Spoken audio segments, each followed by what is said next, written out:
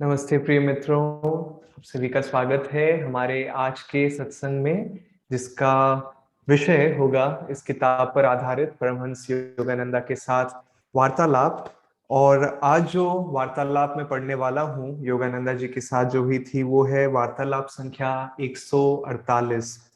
और इस वार्तालाप में मैं इसको पढ़ना चाहूंगा, लेकिन उससे पहले हम अक्सर जब आध्यात्मिक मार्ग पे आते हैं तो, और खासकर जब हम अपने आध्यात्मिक मार्ग पे आते हैं, जब हमें गुरु का आशीर्वाद मिलता है, हमें पता चलता है कि ये मेरे गुरु हैं और हम उस मार्ग पे चलते हैं, तो कई बार शुरुआत में हम देखते हैं कि अरे मेरे जीवन में ये अच्छा हो गया, ये सब ठीक हो गया, ये समस्या का समाधान हो गया।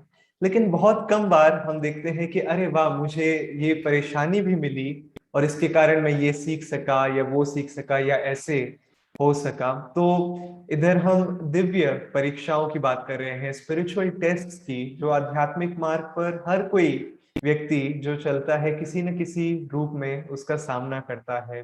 तो वैसे ही योगानंदा जी के जीवन में उनके एक शिष्य थे जिनका नाम था ब्रदर आनंदमयी। और ब्रदर आनंदमयी स्वामी क्रियानंदा जी के गुरु भाई थे। और उनकी कहानी स्वामी जी यहाँ बोल रहे हैं। ये एक वार्तालाप है जो उनके बीच में और योगानंदा जी के बीच में हुआ था, और स्वामी जी ने उन शब्दों को अंकित किया था और इस वार्तालाप में उसे लिखा है उन्होंने। तो वार्तालाप संख्या 148, 148।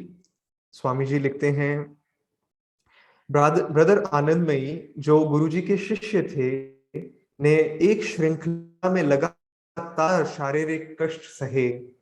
पहले उसकी एक पसली टूटी, उसके बाद उसे ददोरे ने तंग किया और उसका जीवन दयनीय बना दिया। उसके बाद उसकी एक और पसली टूट गई।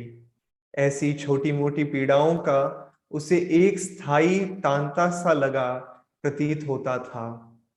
एक दिन गुरुजी यानी योगानंद जी ने उसे कहा, हमेशा एक के बाद एक परेशानी है ना, लेकिन ये अच्छा है, तुम्हें बहुत सारा काम करना है। इसीलिए ईश्वर तुम्हें शक्तिशाली बनाना चाहते हैं। हम यहाँ डीडी नहीं बनाते। डीडी अर्थात डॉक्टर ऑफ डिविनिटी। ये अमेरिका में डीडी की एक शायद डिग्री दी जाती है, डॉक्टर ऑफ डिविनिटी के, दिव्यता के डॉक्टर। हमारे आचार्यों को शिक्षा देने का अधिकार उन डिप्लोमाओं से नहीं मिलता जो ये घोषित करता है कि उन्होंने बौद्धिक अध्ययन का पाठ्यक्रम पूर्ण कर लिया है। दिव्य परीक्षा की अग्नि में तप कर वे इस अधिकार को प्राप्त करते हैं। मैं ये लास्ट जो वाक्य था योगानंदा जी का, उसे मैं वापस पढ़ना चाहूंगा। हमारे सॉरी हाँ, उन अपने आचार्यों के बारे में वो कहते हैं, और वो कहते हैं कि दिव्य परीक्षा की अग्नि में तप कर वे इस अधिकार को प्राप्त करते हैं, मतलब इन शिक्षाओं को बांटने का अधिकार, आध्यात्मिक शिक्षाओं को बांटने का अधिकार। तो मतलब कोई भी ऐसी डिग्री नहीं है, कोई भी बाहरी रूप से चीज नहीं है जो हम कह सकते हैं कि हाँ, अब मैं आध्यात्मिक हो गया हूँ, अब मैं तैयार हो गया हूँ।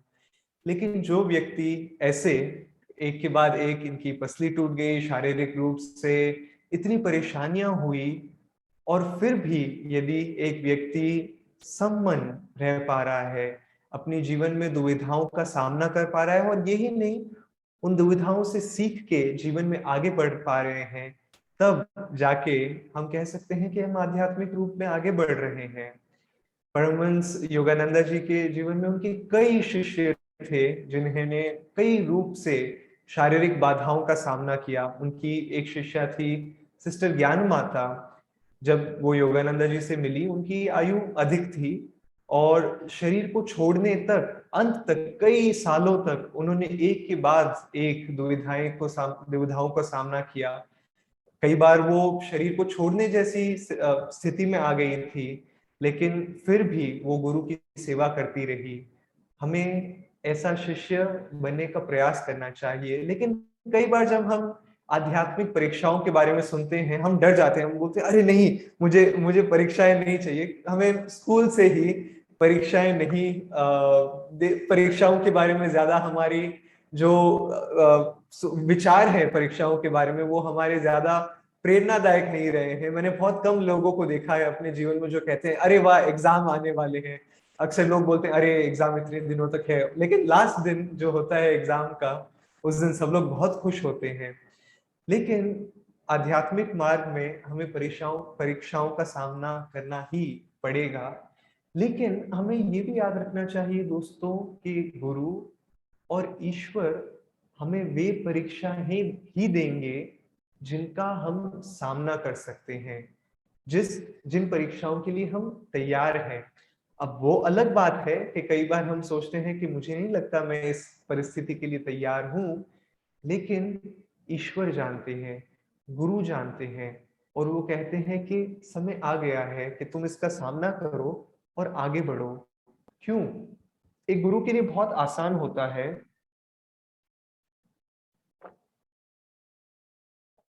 अगर एक गुरु चाहे तो बहुत आसान है उनके लिए एक शिष्य की सारी दुविधाओं को अलग कर दे कि नहीं, मेरे शिष्य को कोई दुविधा नहीं मिले, कुछ न मिले, वो बस अच्छे से अपना जीवन जिए।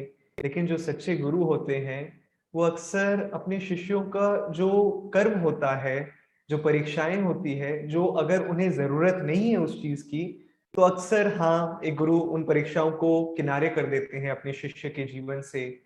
लेकिन कई बार हम ये भी देखते हैं कि जो गुरु होते हैं, अगर एक शिष्य को किसी परीक्षा की जरूरत है और अगर उसका आध्यात्मिक विकास होगा उस जीवन की परिस्थिति से, चाहे वो शारीरिक रूप से हो, चाहे वो आर्थिक रूप से हो, चाहे वो रिश्तों में हो, चाहे किसी भी प्रकार की दुविधा हो, हमारी दुविधाएं, हमारी परीक्षाएं जो जीवन में हमारी आती है, हमें चुन के आती है, हमें कुछ सिखाने के लिए।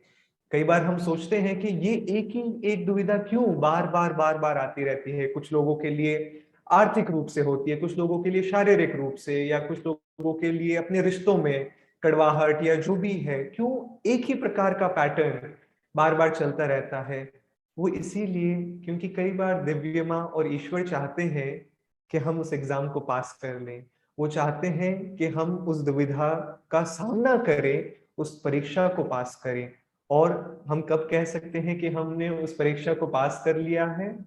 हम कब कह सकते हैं कि हमने इस कर्म पे विजयी पा ली है? अपने मन में किसी भी एक परिस्थिति को लेके आइए जिससे आपको शायद किसी प्रकार का भय हो, या आप चाहते हैं कि ये आपके जीवन में ये कर्म न आए।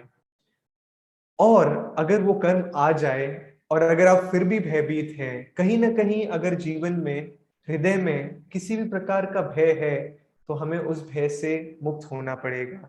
उस चेतना से मुक्त होना पड़ेगा जो हमें छोटा करना चाहती है, हमें कहना चाहती है कि नहीं, बस ये नहीं, मैं बस इस दुविधा को नहीं सामना करना चाहता हूँ।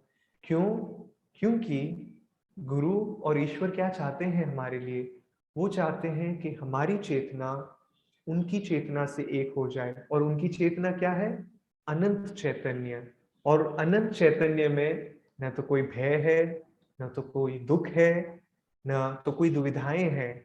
और जब कोई चीज, आपने कई बार देखा होगा कि खासकर जब आध्यात्मिक मार्ग में आप चल रहे हैं, मैंने कई लोगों से सुना है कि उन्हें कई प्रकार की आदतें थी, कि चाहे वो धूम्रपान की हो या मदिरा की हो या जो भी हो, लेकिन वो आए, या कोई प्रकार का खाना खाने की हो या जो भी हो, लेकिन वो आध्यात्मिक मार्ग पे आए, ध्यान किया, और अचानक से जो चीज बहुत जरूरी थी या जिस चीज से बहुत डर था, अचानक वो पूरी तरह से गायब हो गया। तो हम एक प्रकार से कह सकते हैं कि हमने कोई परीक्षा को उच्च श्रेणी में, उससे हम पास हो गए हैं। अगर हमें उस चीज को मन में भी, अगर हम उसके बारे में सोचते हैं, हमारे मन में कोई भी भय नहीं है, और अगर चाहें तो हम 100 बार और उस चीज का सामना कर सकते हैं, और हमें किसी भी प्रकार की का मन में हिचकिचाहट नहीं होगी कि नहीं, मैं इस चीज का सामना करना चाहता हूँ या नहीं करना चाहता हूँ। तो मैं इसीलिए कह रहा था कि ये भी विचार मैं इससे पहले कह रहा था कि एक गुरु वही परीक्षा हमें देते हैं जिसके लिए हम तैयार हैं। अगर एक बच्चा 8वीं कक्षा में पढ़ रहा है तो उसे 8वीं कक्षा का पेपर मिलेगा, ना कि 12वीं कक्षा का। और ईश्वर जानते हैं कि हम आध्यात्मिक रूप से कितना आगे बढ़ चुके हैं या कितना पीछे चल रहे हैं। कई बार हम शायद सोच रहे हो कि अरे मेरे ध्यान इतने अच्छे चल रहे हैं, मैं आध्यात्मिक रूप से आगे बढ़ रहा हूँ। और कई बार हमें लगता है कि अरे मेरा ध्यान अच्छे से नहीं चल रहा है, जीवन में ये दुविधा है, वो दुविधा है, और हम आध्यात्मिक मार्ग पे पीछे चल रहे हैं। लेकिन ये जरूरी नहीं है। हमें तभी पूर्ण रूप से पता हो सकता है कि हम आध्यात्मिक रूप पे विकास कर रहे हैं या नहीं कर रहे हैं, जब हम खुद ईश्वर के साथ एक हो जाते हैं। उससे पहले ये कहना कि अरे मैं कितना अच्छा ध्यान कर रहा हूँ, अपने आप को भ्रम में लेके जाना हो जाता है। और कई बार जब शुरुआत में हम आध्यात्मिक मार्ग में आते हैं, हमें कई सारे अच्छे अनुभव होते हैं, जीवन में कई सारी अच्छी चीजें होती है। लोग कहते हैं कि अरे मुझे वो घर चाहिए था, मुझे वो घर मिल गया, या ये जॉब चाहिए थी, ये जॉब मिल गई। अच्छी बात है। लेकिन एक गुरु की कृपा वहां तक सीमित नहीं है। बजाय ये, इस कहानी में जैसे आप देखते हैं, योगानंद जी नहीं कह रहे ओ बेचारे तुम क्यों, मैं तुम्हारी मदद करना चाहता हूँ, नहीं। उन्होंने कहा ये अच्छी बात है। ये परीक्षाएं उनके लिए अनिवार्य थी और वो उन्हें शक्तिशाली बनाने वाली थी। और कोई भी गुरु अपने शिष्य को कमजोर नहीं बनाना चाहते, वो उन्हें शक्तिशाली बनाना चाहते हैं, वो उन्हें उनकी तरह बनाना चाहते हैं। और इसके लिए कई बार स्वामी क्रियानंद जी कहते हैं कि हम सोचते हैं कि अरे गुरु हमारे जीवन से परीक्षाओं को हटा देंगे। लेकिन हकीकत में कई बार एक सच्चे गुरु हमारे जीवन में परीक्षाओं को डाल भी देते हैं। क्या हम उन्हें देख सकते हैं कि ये भी मेरा आशीर्वाद है आध्यात्मिक मार्ग पे? अगर हाँ तो बहुत अच्छी बात है, और अगर नहीं भी तो भी कोई बात नहीं। हम गुरु से, ईश्वर से प्रार्थना कर सकते हैं कि मेरी मदद कीजिए।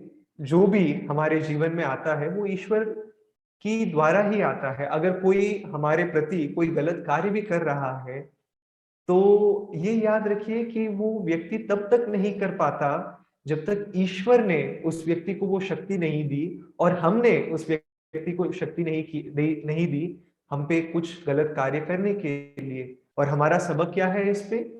कि हम उस परिस्थिति से परे हो जाएं, उस परिस्थिति से उठ जाएं कि ये सब चीजें हमें बिल्कुल भी परेशान ना करे। शायद वो ये हो कि भीतर से हमें मजबूत होना हो। ये कई लोगों के जीवन में उन्हें बिना क्रोध के सामने वाले को बोलना चाहिए कि नहीं, आपका जो ये व्यवहार है वो बिल्कुल गलत है और ये बर्दाश्त नहीं किया जाएगा। क्रोध के साथ नहीं, लेकिन बड़ी स्थिरता के साथ में और शक्ति के साथ में। मैं कुछ कहानियां अब शेयर करना चाहूंगा आज के इस सत्संग को समाप्त करने से पहले, कि कैसे दिव्य परीक्षाओं को अगर सही नजरिए से देखा जाए तो वो जीवन के सबसे बड़े आशीर्वाद के रूप में आ सकता है। एक बार मेरे एक मित्र थे, मैं उन्हें कॉल कर रहा था और मैं पूछ रहा था आप कैसे हैं, बहुत समय हो गया आपसे बात नहीं हुई। वो भी इसी आध्यात्मिक मार्ग में हैं। तो उन्होंने बोला मैं बिल्कुल ठीक हूँ, बहुत अच्छा हूँ, साधना अच्छे से चल रही है, गुरु का आशीर्वाद महसूस कर रहा हूँ। बस कुछ दिन पहले मेरा ये एक्सीडेंट हो गया था, तो मेरा हाथ टूट गया, डिसलोकेट हो गया। महीने भर के लिए अब मैं ऑफिस नहीं जा सकता हूँ, मुझे बेड रेस्ट में रहना पड़ रहा है। और मैं देख रहा था ये व्यक्ति बड़े आनंद के साथ जीवन की इन कठिन परिस्थितियों को बता रहे हैं कि हाथ टूट गया, ऑफिस नहीं जा पा रहा हूँ, दिनचर्या नहीं हो रही है, साधना कर रहा हूँ लेकिन हाँ ये थोड़ा ऊपर नीचे है, बेड रेस्ट में हूँ। और उन्होंने कहा कि जो भी हुआ गुरु के आशीर्वाद से हुआ। अब मुझे समय मिल रहा है कि मैं अपने, जब मैं अकेला रहता हूँ, ऑफिस में नहीं हूँ, तो मैं कोशिश कर रहा हूँ कि मैं गुरु की उपस्थिति को अपने जीवन में महसूस कर सकूं। मैं जब कर रहा हूँ या ये कर रहा हूँ या वो कर रहा हूँ। और कई बार लोग क्या करते हैं, वो बोलते हैं अरे मेरे साथ ऐसा हो गया या वैसा हो गया। एक बार एक महिला थी, इधर गर्मी बहुत है इसीलिए मुझे बीच बीच में पानी पीना पड़ रहा है। तो एक बार एक महिला थी जो योगानंद जी से मिली और वो एक सर्जरी के बारे में बात कर रही थी, और कितनी दर्दनाक सर्जरी थी और कितना दर्द हुआ उन्हें और कितनी पीड़ा उन्हें पहुंची, और डॉक्टरों ने कैसे इलाज किया और कई दिनों तक वो उठ नहीं सकी। और योगानंद जी बहुत चिंतित हो गए इस महिला के लिए। उन्होंने पूछा मुझे बहुत दुख है तुम्हारी इस परिस्थिति को लेके, ये सर्जरी कब हुई तुम्हारी? और उस महिला ने कहा 20 साल पहले। तो कई बार हम परीक्षाओं को जब पूरी तरह से पास नहीं करते हैं, तब हम उन कठिनाइयों को बस सोचते हैं लेकिन उन्हें नहीं देखते हैं कि हम क्या सीख सकते हैं। एक महान संत थी, उनका नाम था सेंट थेरेसा ऑफ आविला।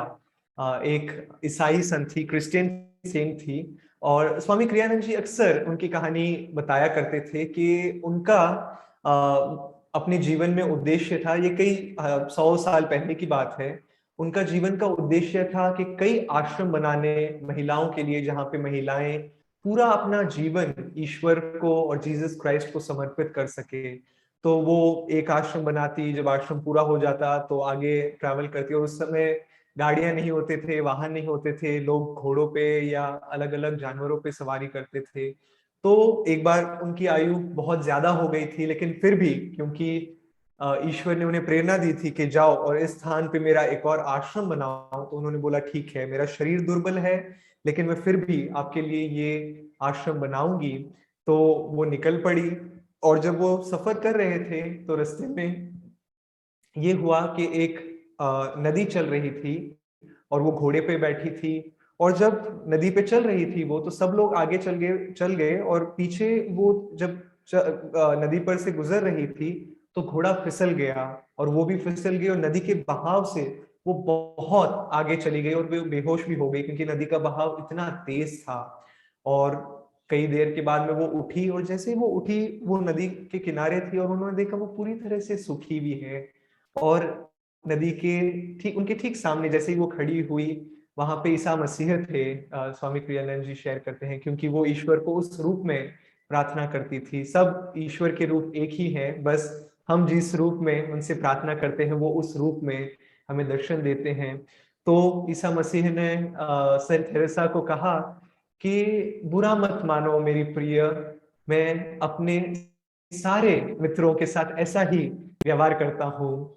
और सेंट थेरेसा जो बहुत ही उच्च श्रेणी की शिष्या थी, उच्च श्रेणी की संत थी, उनके भीतर बहुत आनंद भी था। और इतनी कठिन परिस्थिति के बावजूद भी, दुर्बल शरीर, गिर गई, बेहोश हो गई, उन्होंने कहा आह, इसीलिए ईश्वर आपके मित्र इतने कम हैं। क्यों? क्योंकि इतनी दुविधाएं देते हैं। और अगर हम सिर्फ ईश्वर को और गुरु को तभी माने जब सब कुछ अच्छा चल रहा हो, और अगर हम कहें कि अरे नहीं, क्योंकि दुविधाएं आ रही है इसका मतलब ईश्वर नहीं है, इसका मतलब वो मेरी बात सुन नहीं रहे हैं, इसका मतलब वो मुझे आशीर्वाद नहीं दे रहे हैं, ये सोचना एक भ्रम है। तो इसीलिए इधर हालांकि ये कहानी थी कि कैसे योगानंद जी अपने शिष्यों को ट्रेन करते थे इन शिक्षाओं का, सब लोगों के साथ में इन शिक्षाओं को बांटने के लिए। लेकिन ये कहानी हर सच्चे शिष्य की है कि हर किसी को किसी ना किसी लेवल पे आके दुविधाओं का सामना करना पड़ेगा। लेकिन उन दुविधाओं का सामना हम बहुत अच्छे से कर सकते हैं। और इसके साथ में मैं ये सत्संग समाप्त करना चाहूंगा कि हमें ये सोचना चाहिए कि हम अकेले नहीं हैं। दुविधा आए भी तो कहो कि गुरु जी आप मेरे साथ ये कर रहे हो, ईश्वर आप मेरे साथ इस चीज का सामना कर रहे हो। मुझे जो सीखना है आप मुझे सिखाएं, मुझे जो समझना है आप मुझे समझाएं। और आप देखोगे कि आप अपनी जो परीक्षाएं हैं वो अव्वल नंबरों से पास कर पाएंगे। धन्यवाद। ओम शांति शांति शांति।